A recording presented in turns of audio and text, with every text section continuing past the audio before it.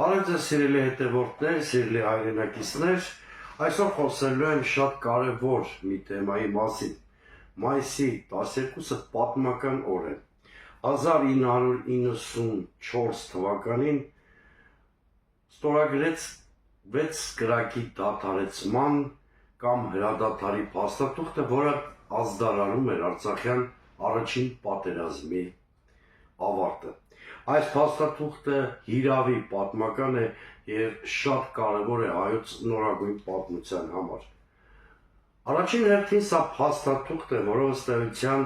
ճանաչվում է Լեռնային Ղարաբաղի սուբյեկտությունը, նրա հակամարտության կողմ լինելը։ Փաստաթուղթը ուներ 3 կողմ, 3 ստորագրող։ Հայաստանը պաշտպանության նախարար Սերժ Սարգսյանի դեմքով, Ադրբեջանը պաշտպանության նախարար Մամեդովի դեմքով եւ վերջապես Լեռնային Ղարաբաղը պաշտպանության բանակի հրամանատար Սամվել Բաբայանի դեմքով։ Ուրեմն այս փաստաթուղթը 2 կարևոր առանցքային խնդիր էր լուծում։ Մի կողմից ազդարարում էր Արցախյան առաջին պատերազմի ավարտը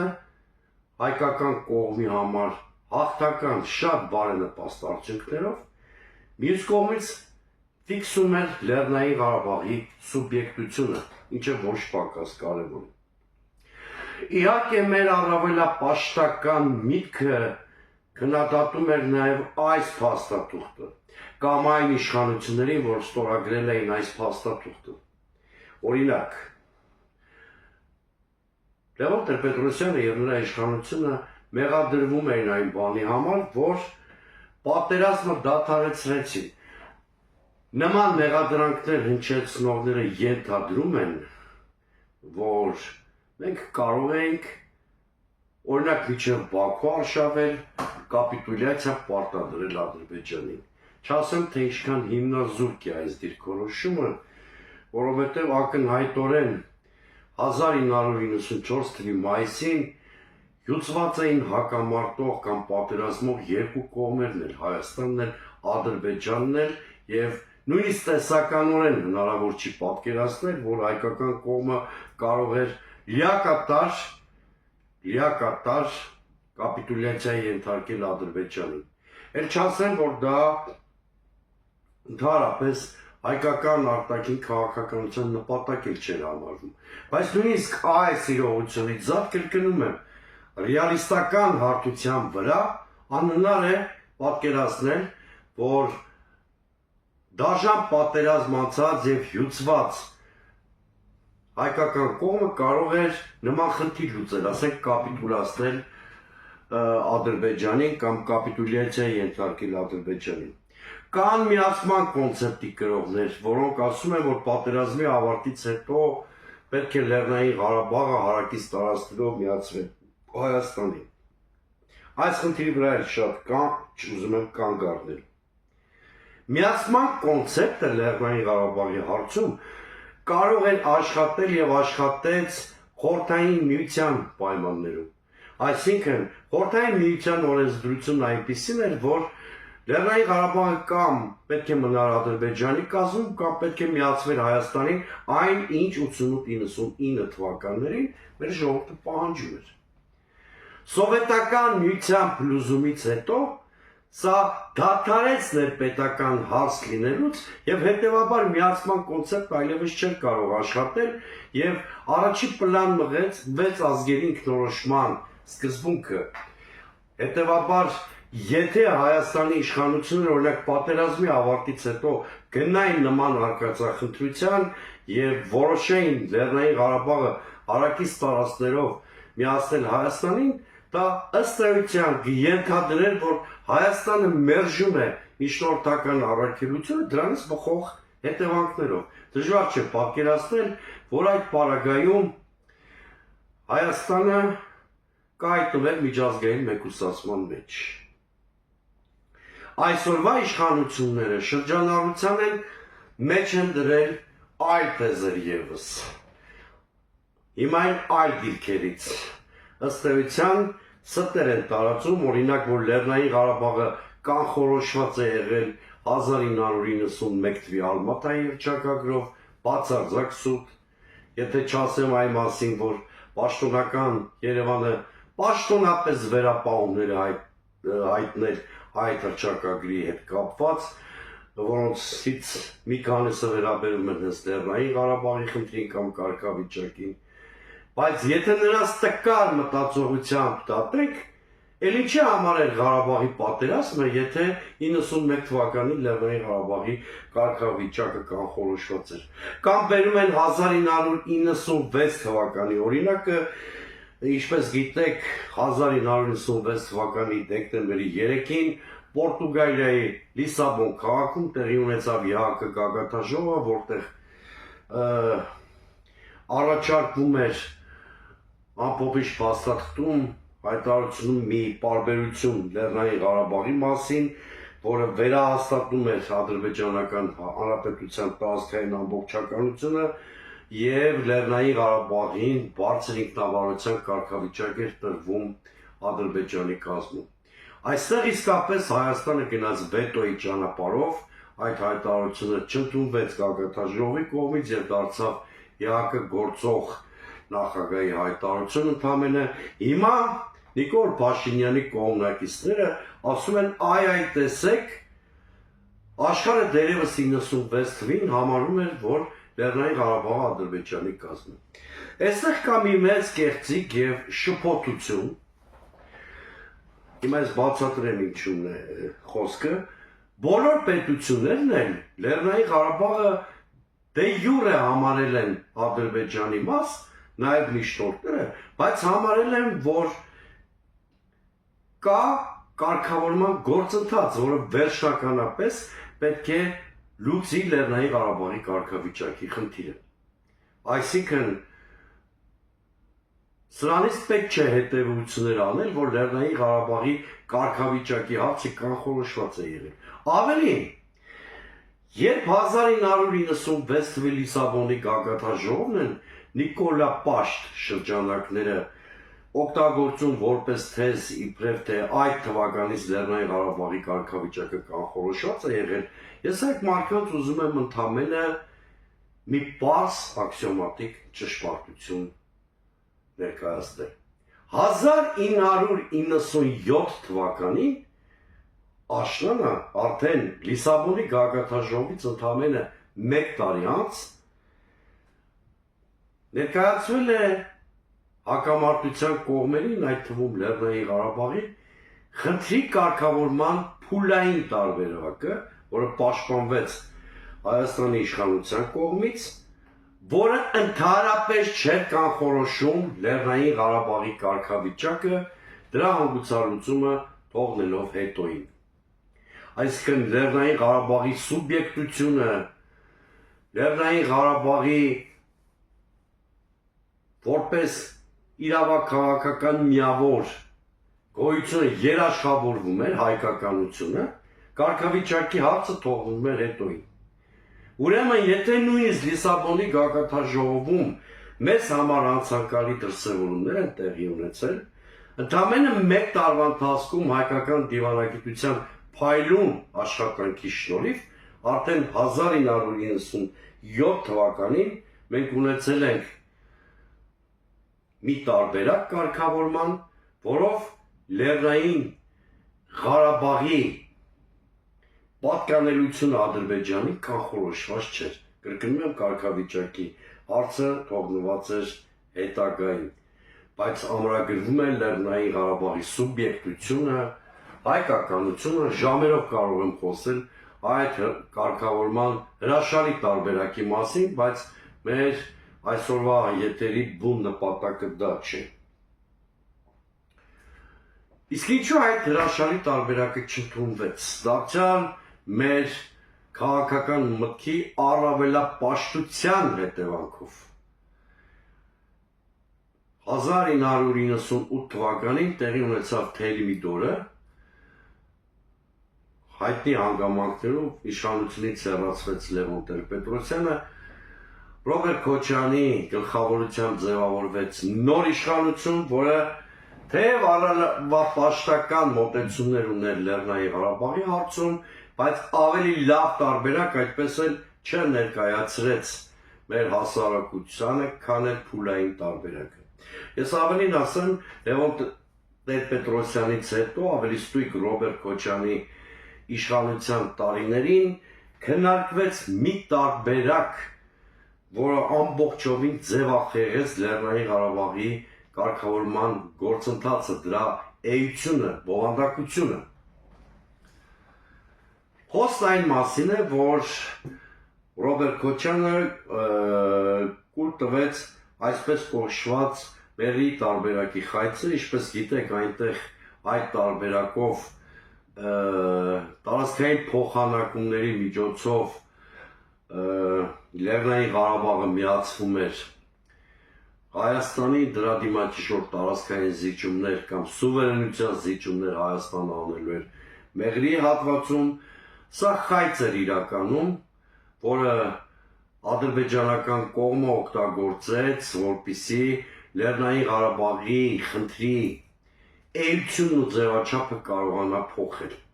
Ի վերջո Ադրբեջանը այս տարբերակին համաձայնություն չտվեց, բայց հետևանքն այն եղավ, որ Լեռնային Ղարաբաղը դուրս մղվեց բանակցային գործընթացից, դադարեց սուբյեկտ լինել կարգավորման գործընթացում, Լեռնային Ղարաբաղը դարձավ օբյեկտ եւ որպես հետևանք Լեռնային Ղարաբաղի խնդիրը տրանսֆորմացվեց եւ հաճախ հետո Ադրբեջանի կողմից ներկայացվեց որպես տարածքային վեճ եւ այդ նարատիվը ադրբեջանական որոշակի հաջողություն ունեցավ միջազգային շրջանակներում։ Սա հայկական թերմիդորի հասցրած ամենամեծ վնասն էր Լեռնային Ղարաբաղի խնդրին։ Իհարկե հանուն արդարության ասեմ, որ Հայաստանի երրորդ նախագահները գիտակցել են միջնորդական առաքելության կարևորությունը եւ առավելապես փորձելով պահպանել Լեռնային Ղարաբաղի ստատուս քվոն, Լեռնային Ղարաբաղի խնդրի շուրջ ստեղծված ստատուս քվոն, այնուամենայնիվ միջնորդների հետ ճկուն դիվանագիտություն բանեցնելով փորձել են երկիրը զերծ պահել պատերազմներից։ Նույնիսկ 2016 թվականի պատերազմը 4 օր տևեց, որովհետև հայկական դիվանագիտության ջանքերով հնարավոր եղավ այն կանգնեցնել։ Ավելին ասեմ, Ադրբեջանը ձգտում էր, որպեսզի քառօրյա պատերազմի ավարտին հրադադարի նոր փաստաթուղթ ստորագրվի, որտեղ չպիտի լիներ ուրեմն արդեն Լեռնային Ղարաբաղի ստորագրությունը, հայկական դիվանագիտությունը կարողացավ հասնել նրան, որ քառօրյա պատերազմը հրադադարի նոր փաստաթղթով չեզրափակվի։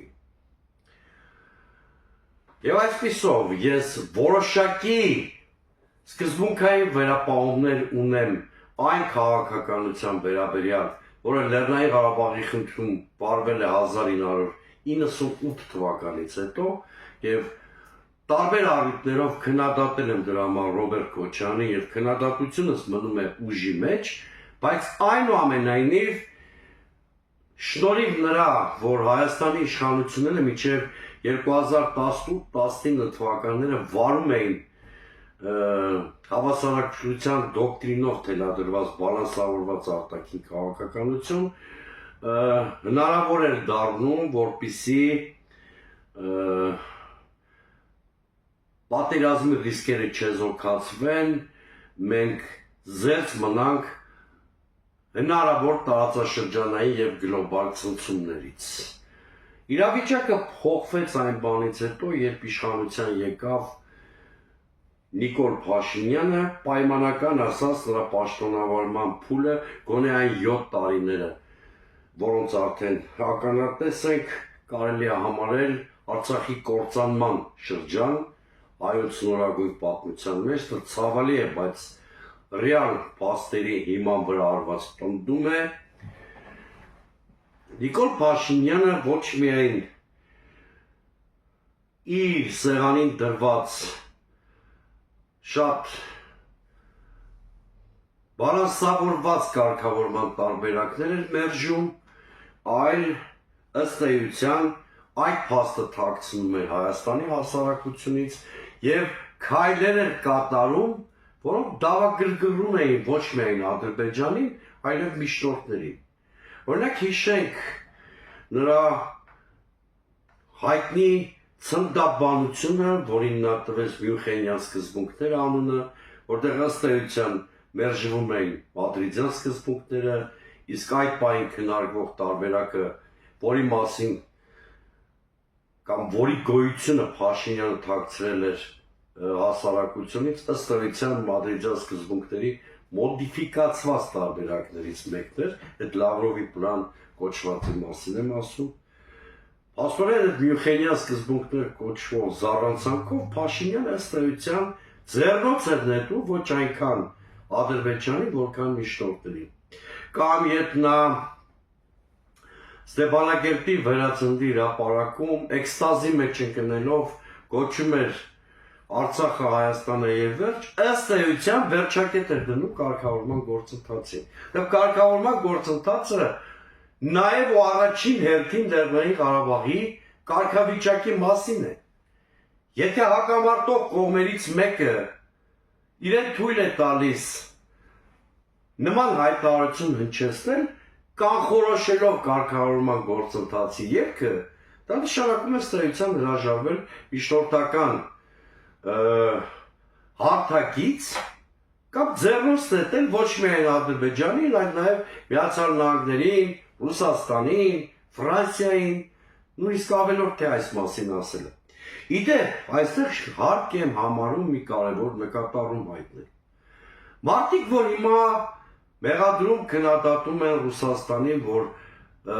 ոչ բարեխիղճ դաշնակից է եղել, ոչ բարեխիղճ միջնորդ է հանդիսացել, մոռանում են արձանագրել մի շատ կարևոր փաստ։ 2011-12 թվականներից փոխվել է Ռուսաստանի մերձավոր արևելյան քաղաքականությունը, ինչի բերումով Ռուսաստանը հայկական կողմին հստակ հասկացրել է, որ այլևս չի կարող երաշխավորվել այն ստատուս քվոն, որ ձևավորվել էր առաջի պատերազմից հետո։ Դրա համար էլ հատկապես Ռուսաստանը 2010-ականների կեսերից առաջարկում կարգավորման տարբերակներ, Լավրովի պլան, 5 գումարած 2 եւ այլն, որոնք ենթադրում էին 5 ազատագրված 5 տարածքների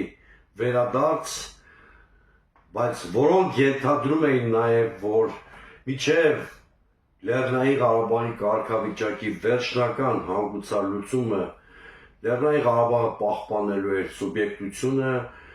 հայկականությունը, ցամաքային կապը Հայաստանի հետ, Ռուսաստանի քաղաքականությունը փոխվել էր եւ անդադ Ռուսաստանը հայկական կողմին հորդորում էր գնալ բալանսավորված այդ լուծումներին։ Ցավոք սրտի հայկական կողմը այդ իրողությունները չուզեցավ ընկալել կամ չուզեցավ գիտակցել, որ եթե դու ունես անվտանգության երաշխավոր երկիր, ապա քո օրակարգը, քո առաջնահերթությունները որոշակի առումով պետք է ադապտացնես ռազմավարական դաշնակցի առաջնահերթությունների փոփոխությանը կամ օրակարգին։ Մանավանդ կրկնում եմ, որ այդ շրջանում առաջարկված բոլոր լուծումները կասկածի տակ չէին դնում Լեռնային Ղարաբաղի հայկականությունն ու սուբյեկտությունը։ Այս առումով ես որոշակի վերապահումներ ունեմ նաև նախահեղափոխական քաղաքականության վերաբերյալ Հայաստանի, բայց էլի կրկնեմ, թե Ռոբերտ Քոչարյանը, թե Սերժ Սարգսյանը գիտակցել են, որ առնվազն միջնորդների հետ այնպիսի հարաբերություններ պետք է ձևավորվեն, այնպիսի քաղաքականություն տիվարվի, որը բացառի պատերազմի սանձազերծումը։ Հենց դա էր, որ Նիկոլ Փաշինյանը չհասկացավ 2018-ից հետո, նա ըստ էության դարձավ պատերազմի հերձիկ, երբ որ ես ասում եմ Նիկոլ Փաշինյանը պատերազմի հերձիկ է, սա չի նշանակում, որ ես ասում եմ պատերազմը Նիկոլ Փաշինյանն է սկսել։ Ես ասում եմ, որ Նիկոլ Փաշինյանի քաղաքականությունը, ոչ մի թիզականությունը, առավելապաշտությունը, անխոհեմ հայտարարությունները լեգիտիմացրել են պատերազմ սկսելու Ալիևի ցանկությունը։ Նախապատերազմյան Նիկոլ Փաշինյանին հագիստ չէր տալիս Տիգրան Մեծի փառքը եւ նա ըստ էության ամենաարկածախնդիր ղեկավարը դարձավ Հայաստանի նորագույն պատմության շրջանում եւ դավագրգռեց Ադրբեջանին ըստ էության մերժեց միջնորդական հարթակը Յանկը Մինսկի խմբի համանախագահություն, ինչը կանաչ լույս վառեց 44 օրյա պատերազմի համար։ Բայց նույնիսկ 44 օրյա պատերազմի ավարտը ազդարարող նոյեմբերի 9-ի եռակողմ հայտարարությունը, որի մասին շատ երկար է խոսվել, շատ է խոսվել, չէր երաշխավորում Լեռնային Ղարաբաղի պատկանելությունը Ադրբեջանին։ Այդ փաստաթղթում որևէ կետ չկա, որը կանխորոշում էր Լեռնային Ղարաբաղի ադրբեջանապատկան լինելը։ Ընդհակառակը այդտեղ խոսվում էր ադրբեջանա-ղարաբաղյան շփման գծի մասին, այդտեղ խոսվում էր Միջանցքի մասին, որ Լեռնային Ղարաբաղը կապում է Հայաստանի հետ, այդտեղ ֆիքսվում է Լեռնային Ղարաբաղի սուբյեկտությունը, տեքստում առնվազն 4-5 տեղ կա Լեռնային Ղարաբաղի մասին հիշատակում։ Եվ եթե Հայաստանում լիներ խոհեմ իշխանություն, մենք այսօր կունենայինք հայկական Արցախ, կունենայինք Լեռնային Ղարաբաղի սուբյեկտություն, որը էապես նված կլիներ, քան ունեինք մինչև 44 օրյա պատերազմը, բայց դա գոնե կերաշխավորեր Լեռնային Ղարաբաղի հայկականությունը։ Իսկ ինչ արեց Նիկոլ Փաշինյանը։ 2021 թվականի դեկտեմբերից, իսկ ավելի ցայտուն 2022 թվականի գարնանը, Նիկոլ Փաշինյանը որոշեց դիմել երկրորդ արկածախնդրությանը։ Նա այս անգամ հավանաբար Եվրո չինովնիկների կամ գլոբալիստական ուլտրալիբերալ շրջանակների արևմուտքի հորդորով որոշեց, որ եկել է մի ճակերտավոր պատմական պահ, եկել է Հայաստանը ռուսական ուղեցրից դուրս բերելու պահ։ Սա ոչ պակաս արկածախնդրություն է, քան էր Փաշինյանի նախապատերազմյան քաղաքականությունը։ Ուրեմն եկեք ֆիքսենք, առնվազն 2022-ի մարտից Նիկոլ Փաշինյանը փորձել է Հայաստանը դուրս բերել ռուսական ուղեցրից, այդ նպատակով նա աշճանաբար Հայաստանը դուրս դրեց նոյեմբերի 9-ի եռակողմ հայտարարության համատեքստից, բնականաբար հետո Ադրբեջանի հետ բանակցությունների ընթացքում Միշելի Հովանու ներքո ոչ մի երաշխիքներ չստացավ Արևմուտքից ու Եվրամիությունից, բայց հանուն իր հիվանդ երևակայության բավարարման, այսինքն այն է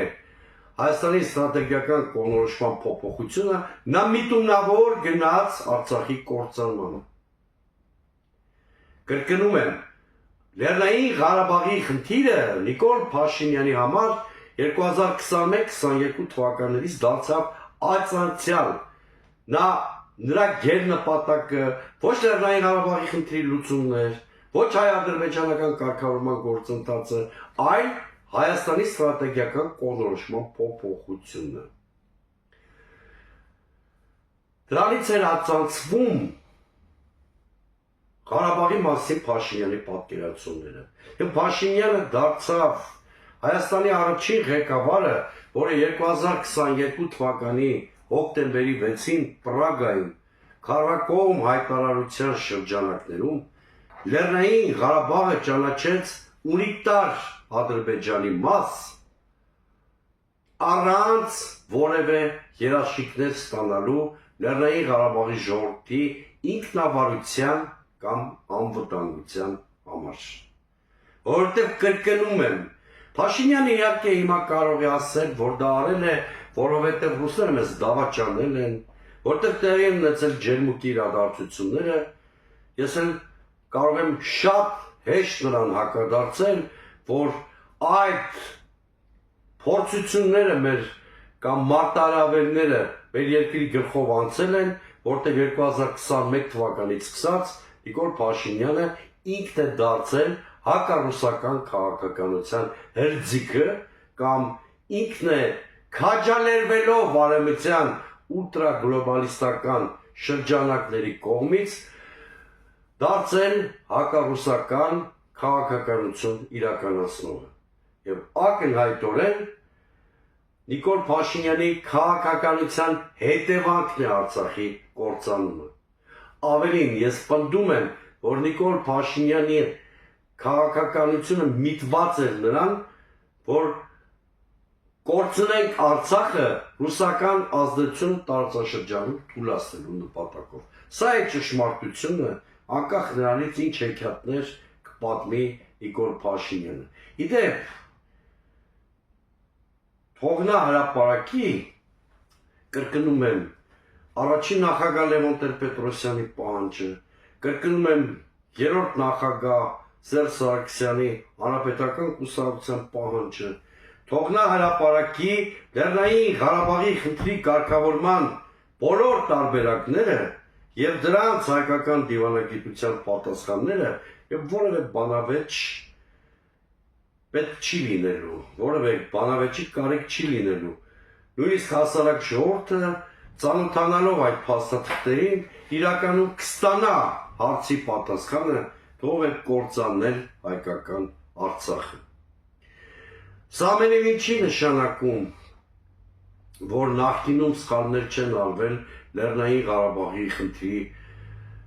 կարգավորման գործընթացում։ Այդ սխալները արվել են քիչ առաջ էլ ես դրա մասին խոսեցի, դրա արդեն նախկինում թեմա, ես քննադատում եմ Ռոբերտ Քոչարյանին, բայց համահարթեցման, պատասխանատվության համահարթեցման սկզբունքին ես դեմ եմ։ Ինչքան էլ Ռոբերտ Քոչարյանը մյուսները արած լինեն սխալներ, Ղարաբաղի կործանման պատասխանատվությունը կրում է Նիկոլ Փաշինյանը։ Սա ճշմարտություն է եւ այդ փաստարկի դեմ որևէ կեղծ հակափաստարկ ոտնձգություն է ճշմարտության դեմ։ Սիրելի հայրենակիցներ, այսօր մենք շատ կարճ անդրադարձանք Լեռնային Ղարաբաղի խնդրի կարգավորման գործընթացի որոշ դրվագների, մայիսի 12-ը կարող էր մեր տոնացույցում հաղթական լինել, որտեղ հրադադար հաստատվել ըստ էության հայկական կողմի թելադրած խաղի կանոններով, բայց այսօր խամրել է նաև մայիսի 12-ի պատմական նշանակությունը, դրա իմաստը, որտեղ այլևս մենք չունենք հայկական Արցախ։ Ես ցավով եմ նշում, բայց Լեռնային Ղարաբաղի խնդիրը իմ խորին համոզմամբ փակված է եւ ես չեմ հավատում ինչ-որ պատրանքների, ինչ-որ սպասումների, այս առումով ես դաժան ռեալիստ եմ եւ այսօր առաջնահերթ եմ համարում բոլոր ջանքերը գործադրելը, որ գոնե հայ-ադրբեջանական հարաբերությունների կարգավորման այս գործընթացը վերջանա այնպիսի լուծումով, որը երաշխավորի գոնե Հայաստանի տարածքային ամբողջականության պահպանումը, դա այսօր նույնպես վտանգի տակ է։ Դերևս այսօր այսքան այս թեմայով, վերջում ուզում եմ իմ հետևորդներին, ինձ հետևողներին հորդորեմ բաժանորդագրվել իմ YouTube-յան ալիքին, բաժանորդագրվեք նաև իմ Telegram-յան ալիքին եւ ակտիվ մասնակցեք Facebook-յան քննարկումներին իմ էջի ներքո։ Ստեսություն, մի շնորհանդիպում։